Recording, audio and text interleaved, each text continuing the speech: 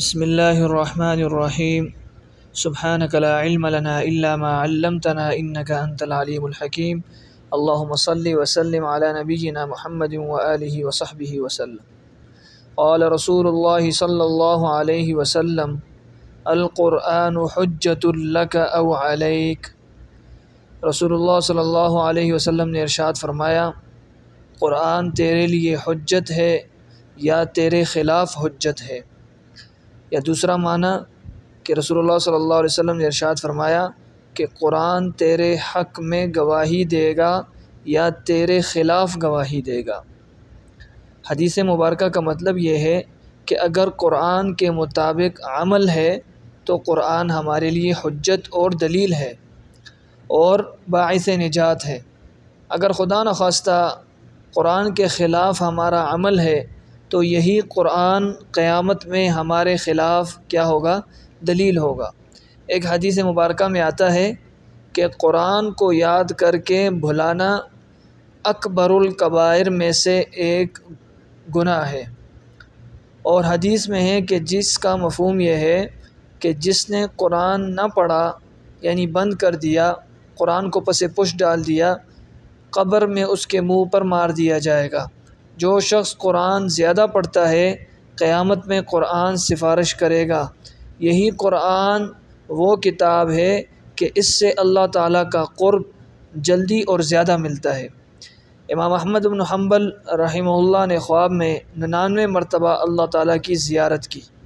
ایک مرتبہ یہ سوال کیا کہ یا باری تعالیٰ، آپ کا قرب کس چیز سے ملتا ہے؟ تو اللہ جل شانہ نے ارشاد فرمایا کہ قرآن کریم سے۔ کس سے؟ قرآن کریم سے۔ پھر پوچھا کہ یا باری تعالیٰ، سمجھ کر یا بغیر سمجھے پڑھنے سے؟ تو اللہ جل شانہ نے جواب دیا کہ چاہے سمجھ کر پڑھ یا بغیر سمجھے۔ تو اس سے معلوم ہوا کہ ہمیں بھی قرآن مجید کی تلاوت کرنی چاہیے اور اس کو سمجھنا چاہیے۔ حدیث مبارکہ میں آتا ہے کہ جو شخص قرآن کے حقوق کو ادا کرے تو قیامت کے دن قرآن اس کے بارے میں سفارش کرے گا اور اللہ تعالیٰ اس کی سفارش قبول فرمائیں گے۔ ایسے شخص کے لیے قرآن حجت اور دلیل بن جائے گا۔ حدیث مبارکہ کی لغوی صرفی تحقیق: القرآن بمعنی اللہ تعالیٰ کی طرف سے محمد صلی اللہ علیہ وسلم پر نازل کی ہوئی کتاب۔ ویسے القرآن کا یہ معنی بھی ہے کہ سب سے زیادہ پڑھی جانے والی کتاب، ٹھیک ہے۔ اور یہ باب ضرب یضرب سے ہے قرانہ یا قرینو بمعنی باندھنا، ملانا، جمع کرنا۔ قال تعالی الرحمن علم القرآن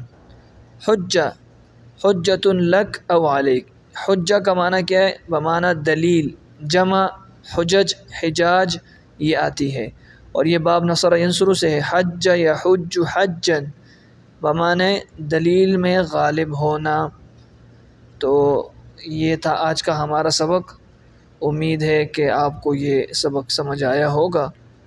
انشاءاللہ اگلی حدیث میں آپ کی خدمت میں پیش ہوں گے۔